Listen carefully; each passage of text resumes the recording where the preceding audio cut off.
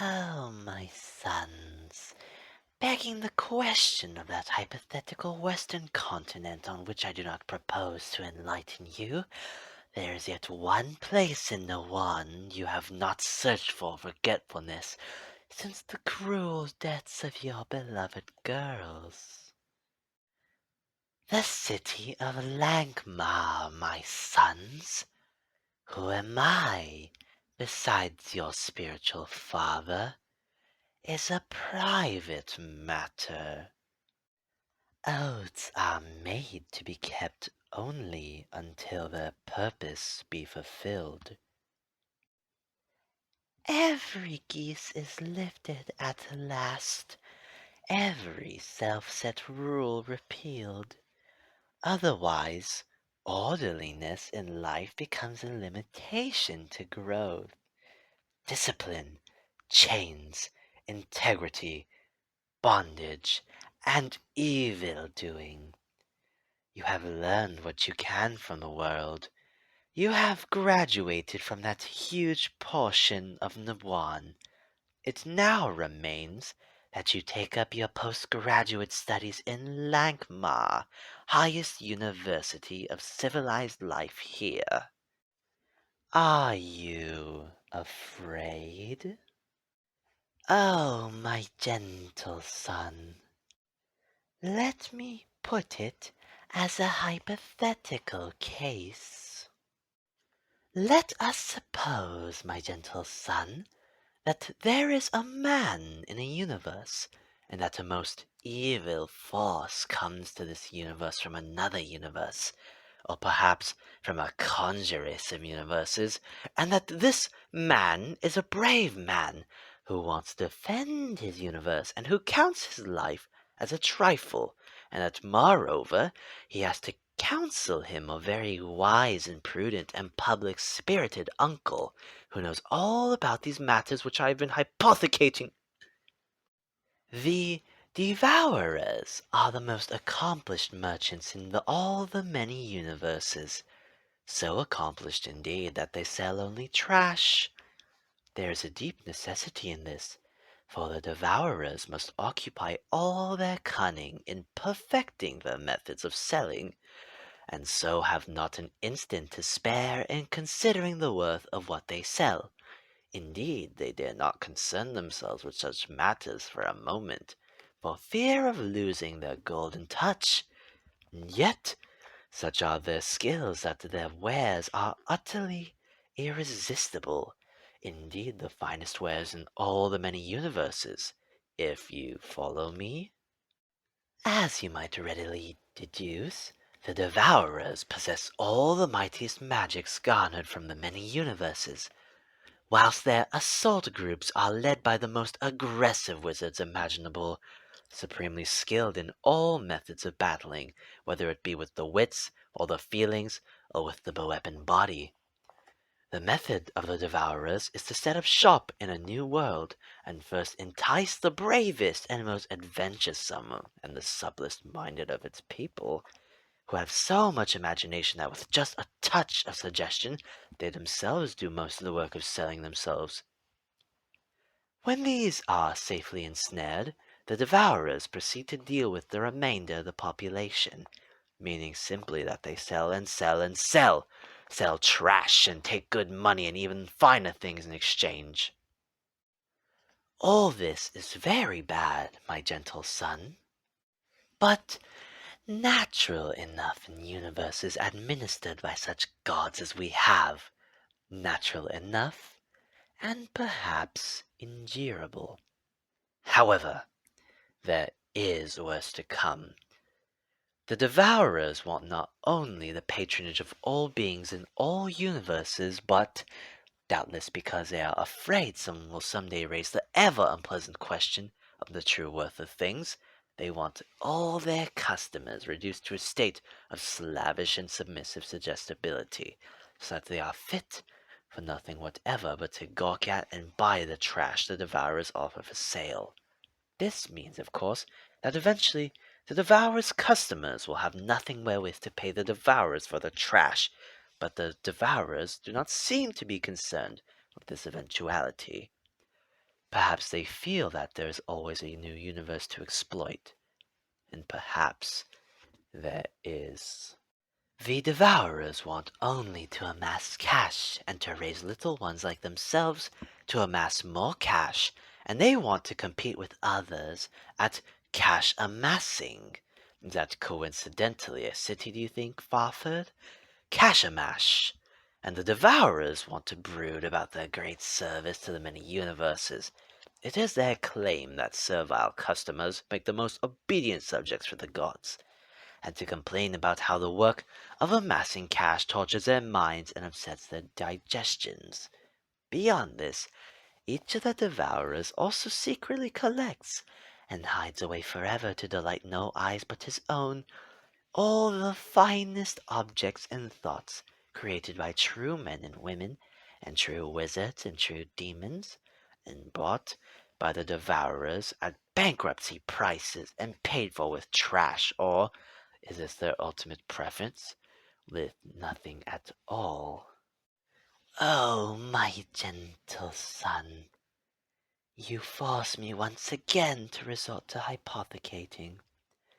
Let us return to the supposition of this brave man, whose whole universe is direly menaced, and who counts his life as a trifle, and to the related supposition of this brave man's wise uncle, whose advice the brave man invariably follows. Oh, my gentle son.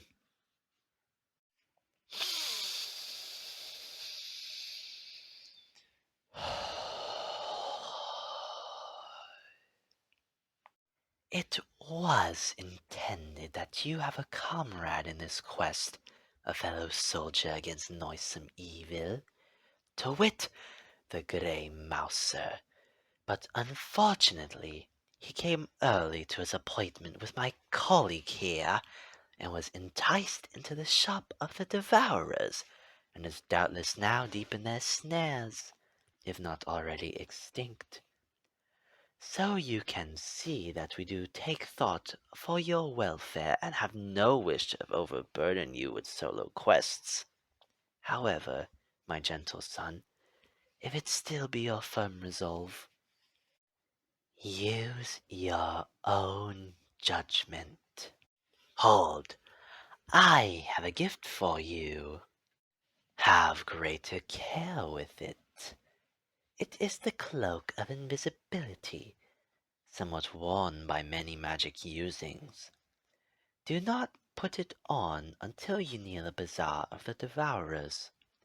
It has two minor weaknesses. It will not make you altogether invisible to a master sorcerer if he senses your presence and takes certain steps. Also, see to it that you do not bleed during this exploit, for the cloak will not hide blood.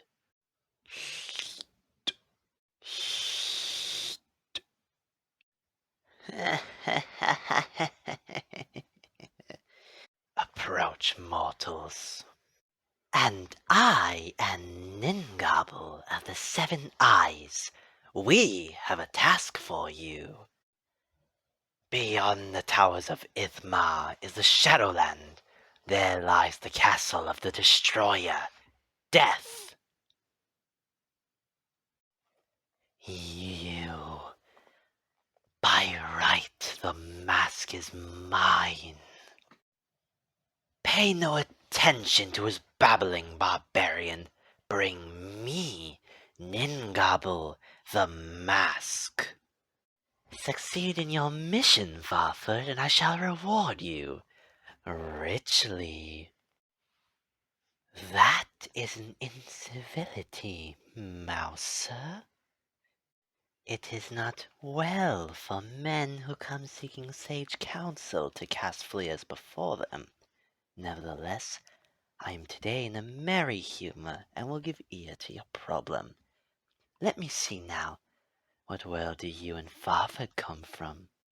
Further incivilities. You think it easy to keep track of the times and spaces and of the world's manifold? And speaking of time, it is not time indeed that you cease to impose on me, because you once got me an unborn ghoul that I might question it of its parentage?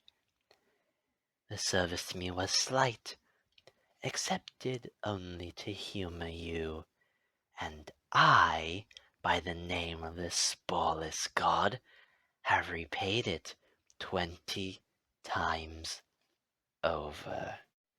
That is as far from the truth as I am from the secret of the Sphinx. Indeed. Perhaps I have. Nevertheless, today I am in a very merry humor, and will give ear to your question. But remember that it will almost certainly be too difficult for me. And why doesn't your friend come forward? And now I'll tell you nothing, for, as all know, my health will not permit bickering. Ah, well, it is time for Hugin and Munin to feed. Oh, is it you, Hulk? Sit down, both, and share my humble fire. Do not mock me, Grey One. As all know, I am pure, penurious Ningauble.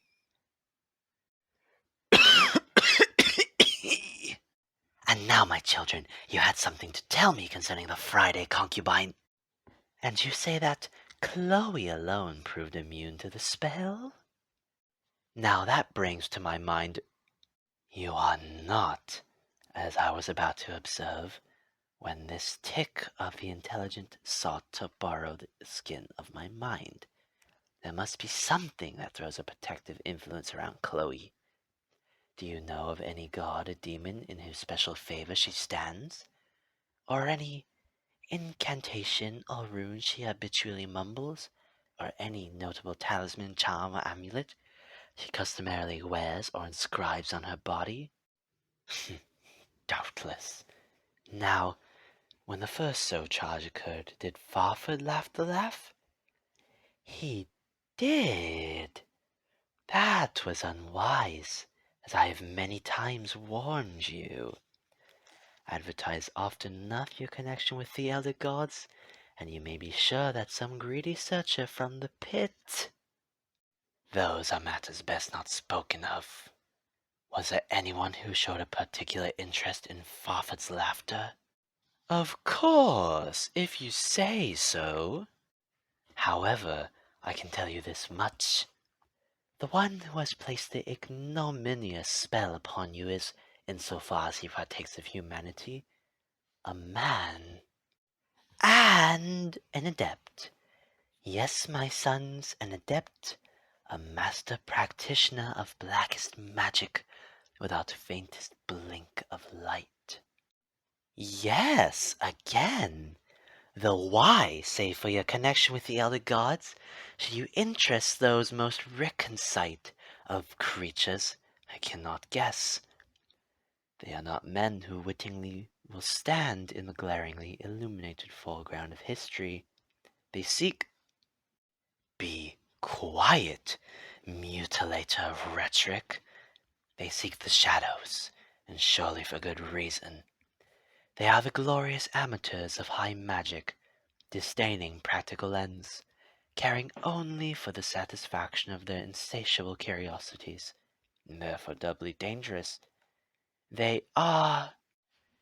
Silence, trampler of beautiful phrases. They are in the fashion fearless, irreligiously considering themselves the co-equals of destiny and having only contempt for the demi-goddess of chance, the imp of luck, and the demon of improbability. In short, they are adversaries before whom you should certainly tremble, and whose will you should unquestionably bow. It is not. The Sabihoon are an ignorant fisher-folk who inhabit the hither shore of the far lake and worship the beast-god Ween, denying all others. No, his name is...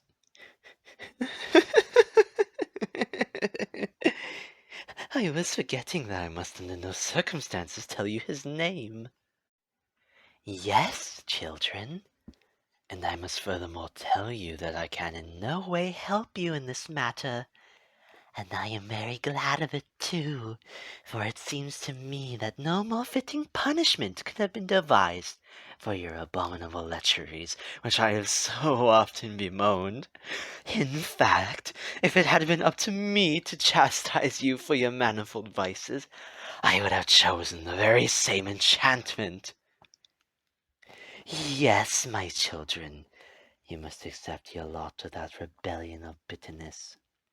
Far better that you should now retire from the world as I have give yourselves to meditation and repentance. Far better that you should live out the rest of this incarceration in solitude, each surrounded by his faithful band of sows or snails, devoting your remaining years to the promotion of a better understanding between mankind and the lower animals. However, if it is still your firm and foolhardy intention to challenge this adept, I suppose that I must aid you with what little advice I can give, though warning you that it will plunge you into maelstroms of trouble and lay upon you geeses you will grow grey in fulfilling, and incidentally be the means of your deaths. It comes to me confusedly, like a scene in a rusted mirror. Nevertheless it comes, and thus you must first possess yourselves of certain trifles. The shroud of Ahriman from the secret shrine near Persepolis. Do you think I am setting toss and fetch problems for puppy dogs? To proceed, you must secondly obtain powdered mummy from the demon Pharaoh, who reigned for 3 horrid and unhistoried midnights after the death of Ikhanton. Shh! I'm your elder, fathered by eons. Thirdly, you must get the cup from which Socrates drank the hemlock. Fourthly, a sprig from the original tree of life. And lastly, you must procure the woman who will come when she is ready. The woman who will come when she is ready. Oh, do not be downcast, children. Is it ever the custom of your good friend the gossiper to give simple advice? Well then, having all these things, you must go to the lost city of Ahriman that lies east of Armenia. Whisper not its name. No, blowfly. And furthermore, why are you interrupting me when you are supposed to be hard at work, recalling all the details of the scandal of the Friday concubine, the 3 eunuch priests, and the slave girl from Samis? Arriving at the lost city, you must seek out the ruined black shrine and place the woman before the great tomb, and wrap the shroud of Ahriman behind her, and let her drink the powdered mummy from the hemlock cup, diluting it with a wine you will find where you find the mummy, and place in her hand the sprig from the tree of life, and wait for the dawn. And then the mirror becomes all red with rust. I can see no further, except that someone will return from a place which it is unlawful to leave, and that you must be wary of the woman. Without the map on the shroud of Ahriman? Because I know you too well, children. If I had said a word more, Hulk, you could be cleaving with your great sword at the wrong person, and your cat comrade would be brewing his child's magic, the wrong child's magic. It is no simple creature you foolhardily seek, but a mystery, no single identity but a mirage, a stony thing that has stolen the blood and substance of life, A nightmare crept out of a dream.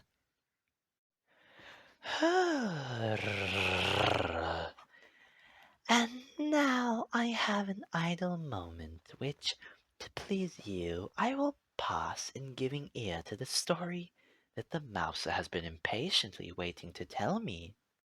Oh, children, it comes to me that something in the distant spaces lusts for something in you.